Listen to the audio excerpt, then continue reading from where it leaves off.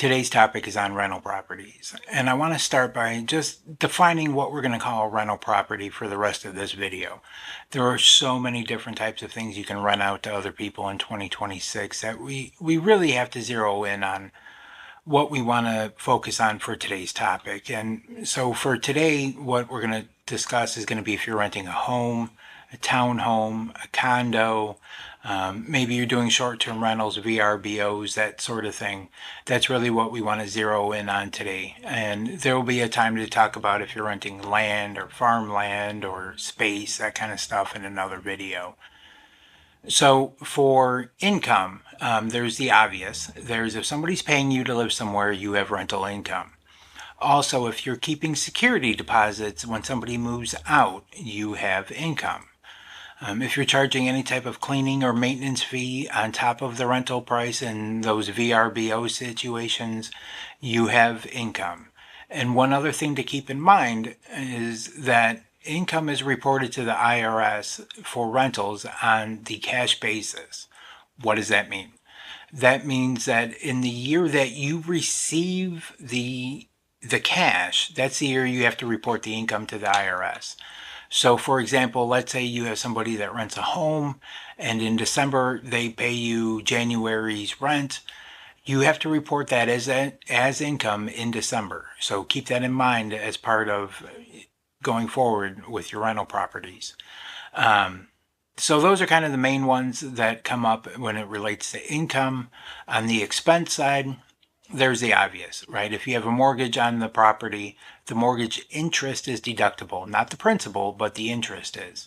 The property tax on that same exact piece of land is also tax deductible. If you're paying for any of the utilities for the property, which is almost always the case in a VRBO, if you're paying for the television on your VRBO service, those sorts of things, all that is deductible. Any cleaning and maintenance fees, repairs, that impacts all landlords, whether short-term or long-term. So anything that you're paying for that directly relates to that property, you can deduct against it. Now, I'm just going to cover very briefly those big expenses, right? Like when you have to replace the HVAC or you decide to remodel a room, those types of things.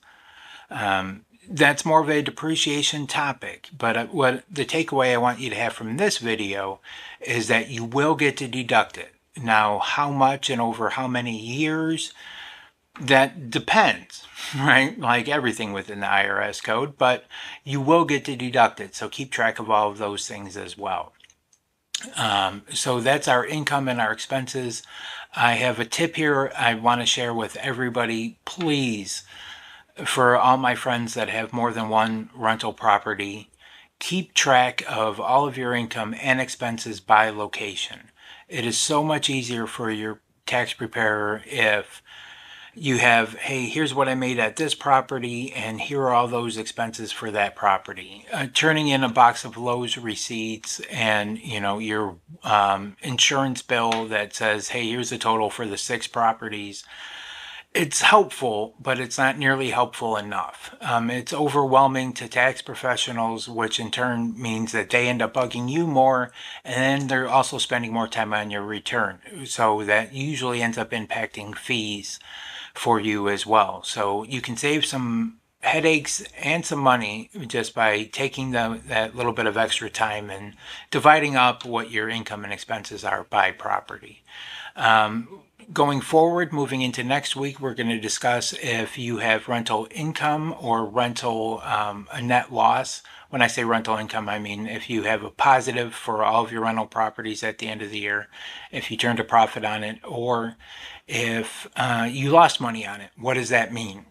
Well, there's a good chance that it's going to fall into the passive category, and we're going to define those definitions and what all that means next week. So that's all wrapping into the grander picture of your individual tax return. So look forward to that. That'll be back posted again next Thursday.